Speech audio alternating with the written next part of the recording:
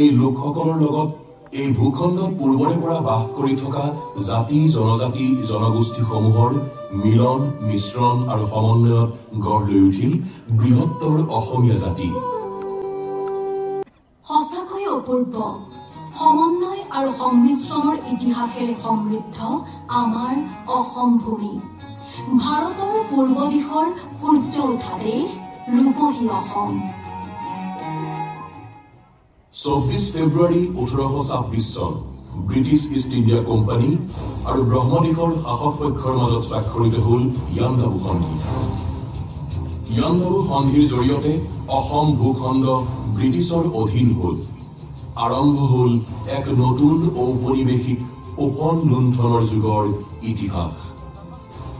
বিংশ শতিকাৰ প্ৰথম ভাগত অসমত প্ৰব্ৰজনে এক ভয়ানক ৰূপ ল'লে। লাখ লাখ প্ৰব্ৰজনকাৰীৰ আগমনত সংকুচিত হৈ আহিল খিলঞ্জীয়াৰ ভূমি, খেতিপথাৰ আৰু অৰণ্য। এইদৰেই বীজ ৰোপিত হ'ল অসমৰ বিদেশী সমস্যা। ভাৰতবৰ্ষই স্বাধীনতা লাভ কৰাৰ প্ৰায় 2 দশক আগৰে পৰাই পূৰ্ববংগৰ পৰা হোৱা আগ্ৰাসী প্ৰব্ৰজনৰ কবলত পৰি অসমৰ খিলঞ্জীয়া জনসাধাৰণৰ অস্তিত্বৰ সংকট ঘনীভূত হৈছিল।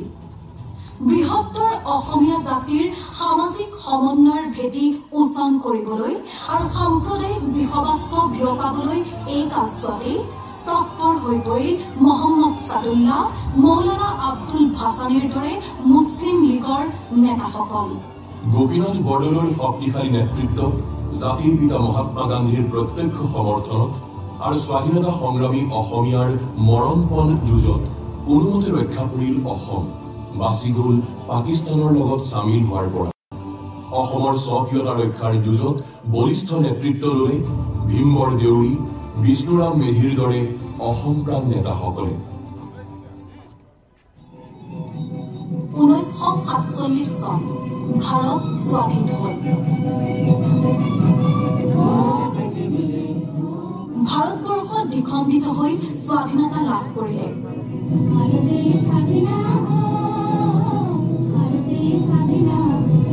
পূৰ্ববংগ হ'লগৈ পূব পাকিস্তান। নৱগঠিত পূব পাকিস্তানৰ পৰা বৃহৎ সংখ্যক হিন্দু শৰণাৰ্থীৰ লগতে লাখ লাখ মুছলমান অনুপ্ৰৱেশকাৰীও অসমলৈ আহিল। লোকপ্ৰিয় গোপীনাথ বৰদলৈ আৰু পৰৱৰ্তী সময়ত লৌহ পুৰুষ বিষ্ণুৰাম মেধিয়ে বিদেশী অনুপ্ৰৱেশকাৰীৰ বিৰুদ্ধে শক্তিশালী স্থিতি গ্ৰহণ কৰিলে। কিন্তু কেন্দ্ৰীয় চৰকাৰে গোপীনাথ বৰদলৈ আৰু বিষ্ণুৰাম মেধিৰ এনে স্থিতিক সম্পূৰ্ণ অৱজ্ঞা কৰিলে। বৰঞ্চ বিদেশী অনুপ্ৰৱেশকাৰীৰ প্ৰতি দিল্লীৰ দৰদ স্পষ্ট হৈ পৰিল। নৱগঠিত পূব পাকিস্তানৰ পৰা বিদেশীৰ অনুপ্ৰৱেশ নিৰৱচ্ছিন্ন গতিত চলি থাকিল। অনুপ্ৰৱেশকাৰীসকলক ভোট বেংক হিচাপে ব্যৱহাৰ কৰাৰ বাবে ৰাজ্য তথা কেন্দ্ৰৰ চৰকাৰবোৰে বিদেশী চিনাক্তকৰণ বা বহিষ্কৰণৰ সমস্ত প্ৰক্ৰিয়া পৰিত্যাগ কৰিলে। 1971 চন পূব পাকিস্তান নামৰ ভূখণ্ডত এক ৰক্তক্ষয়ী সংগ্ৰামৰ মাজেৰে পাকিস্তানৰ পৰা বিচ্ছিন্ন হৈ জন্ম হ'ল বাংলাদেশৰ। নৱগঠিত বাংলাদেশৰ পৰাও ভাৰত বাংলাদেশৰ উন্মুক্ত সীমাৰে বাংলাদেশীৰ অনুপ্ৰৱেশ অবিৰতভাৱে অব্যাহত থাকিল। 1979 চনৰ মাৰ্চ মাহ মঙলদৈ লোকসভা সমষ্টিৰ উপনিৰ্বাচনৰ প্ৰস্তুতি। তাৰ বাবে ভোটাৰ তালিকাৰ সংশোধনীত প্ৰকাশিত হ'ল এক বিস্ফোৰক তথ্য। এটা সংসদীয় সমষ্টিতে 45,000 লোক বিদেশী বুলি প্ৰমাণিত হ'ল আৰু তেওঁলোকৰ নাম ভোটাৰ তালিকাৰ পৰা কৰ্তন কৰা হ'ল। উল্লেখযোগ্য যে ইয়াৰ আগে 1978 চনৰ অক্টোবৰ মাহত ভাৰতৰ সেই সময়ৰ মুখ্য নিৰ্বাচনী আয়ুক্তই ঘোষণা কৰিছিল যে অসমৰ ভোটাৰ তালিকাত এক বৃহৎ সংখ্যক বিদেশীৰ নাম সোমাই আছে। এই ভয়াৱহ পৰিসংখ্যাই আছিল এক ফিৰিঙতি। এই ফিৰিঙতি অতি শীঘ্ৰেই সমগ্ৰ অসমতে এক ব্যাপক গণ আন্দোলনৰ বহ্নিশিখালৈ ৰূপান্তৰিত হ'ল। ব্ৰহ্মপুত্ৰ বহ্নিমান হ'ল। আজি ব্ৰহ্মপুত্ৰ হ'ল বহ্নিমান। আজি ব্ৰহ্মপুত্ৰ হ'ল বহ্নিমান। আজি ব্ৰহ্মপুত্ৰ হ'ল বহ্নিমান। আজি ব্ৰহ্মপুত্ৰ হ'ল বহ্নিমান। 1979 চনৰ 7 মাৰ্চৰ পৰা 10 মাৰ্চলৈ শিৱসাগৰত অনুষ্ঠিত হয় সদৌ অসম ছাত্ৰ সন্থাৰ 8ম বাৰ্ষিক অধিৱেশন। এই শিৱসাগৰ অধিৱেশনতেই অসমৰ পৰা বিদেশী বহিষ্কাৰৰ দাবীত এক ব্যাপক গণ আন্দোলন গঢ়ি তোলাৰ সিদ্ধান্ত লোৱা হয়। 8 জুন 1979 চন সদৌ অসম ছাত্ৰ সন্থাৰ আহ্বানত বিদেশী বহিষ্কাৰৰ দাবীত পালন কৰা হল সৰ্বাত্মক অসম বন্ধ। সেয়াই আছিল ঐতিহাসিক বিদেশী বহিষ্কাৰ আন্দোলন বা অসম আন্দোলনৰ আৰম্ভণি। ছাত্ৰ সন্থাৰ নেতৃত্বত আৰম্ভ হোৱা বিদেশী বহিষ্কাৰ আন্দোলনে তড়িৎ গতিত ৰাজ্যখনৰ সকলো শ্ৰেণীৰ ৰাইজৰ মন মগজু আলোড়িত কৰি তুলিলে। 1979 চনৰ 27 আগষ্ট তাৰিখে ছাত্ৰ সন্থাৰ উদ্যোগত ডিব্ৰুগড়ত গঠন হল সদৌ অসম গণসংগ্ৰাম পৰিষদ।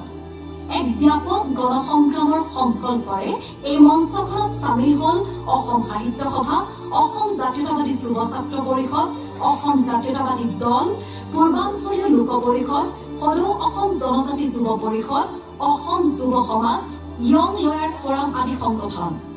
সদৌ অসম কৰ্মচাৰী পৰিষদৰ সমন্বয়ৰক্ষী সমিতিৰ নেতৃত্বত সদৌ অসম কৰ্মচাৰী পৰিষদ, সদৌ অসম কেন্দ্ৰীয় অৰ্ধকেন্দ্ৰীয় কৰ্মচাৰী পৰিষদ, অসম বিদ্যুৎ কল্যাণ কৰ্মচাৰী পৰিষদ, সদৌ অসম চৰকাৰী নিগম প্ৰতিষ্ঠান কৰ্মচাৰী পৰিষদ, সদৌ অসম বেংক কৰ্মচাৰী পৰিষদ, সদৌ অসম বেচৰকাৰী কৰ্মচাৰী পৰিষদ ইত্যাদি সংগঠন একত্ৰিত হৈ গঠন কৰিলে এক উমৈহতীয়া মঞ্চ।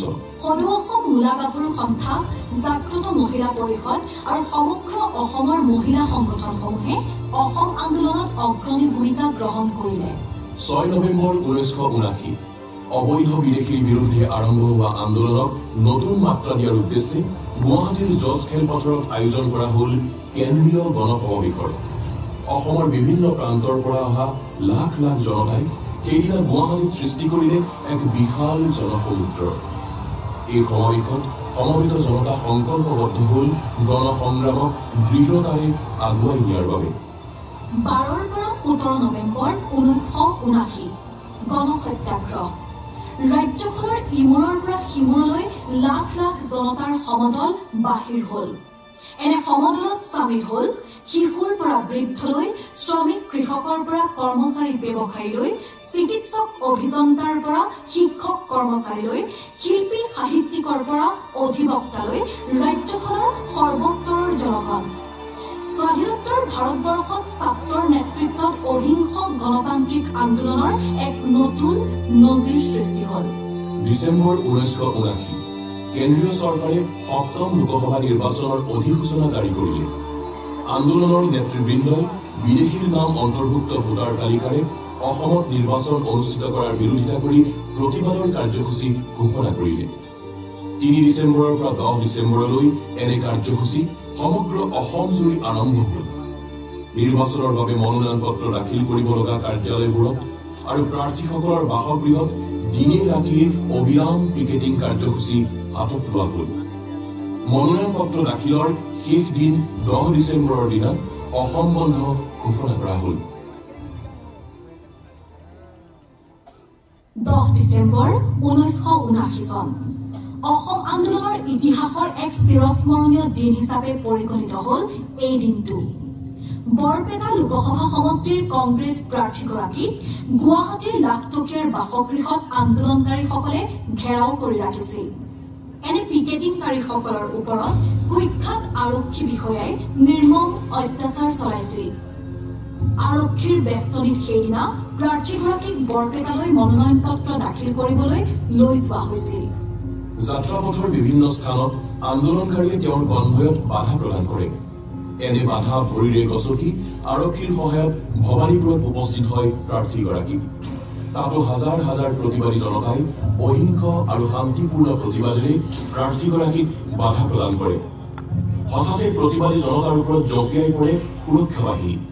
সুৰক্ষা বাহিনীৰ নিৰ্মম অত্যাচাৰত পুৱতি নিশা কৰুণ মৃত্যুক আঁকোৱালি ল'ব লগা হল এগৰাকী নিৰীহ নিৰস্ত্ৰ প্ৰতিবাদকাৰী অসমীয়া যুৱকে। তেওঁ আছিল দক্ষিণ বিজনী আঞ্চলিক ছাত্ৰ সন্থাৰ সাধাৰণ সম্পাদক খৰ্গেশ্বৰ তালুকদাৰ।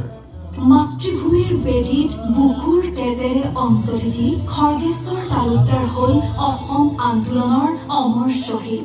খৰ্গেশ্বৰ তালুকদাৰৰ উজান বৰবৰীৰ বাসগৃহলৈ অসমৰ প্ৰতিটো প্ৰান্তৰ পৰা দিনে নিশাই লাখ লাখ জনতাৰ সোঁত বলিল। শ্বহীদৰ প্ৰতি নিবেদন কৰিলে শত সহস্ৰ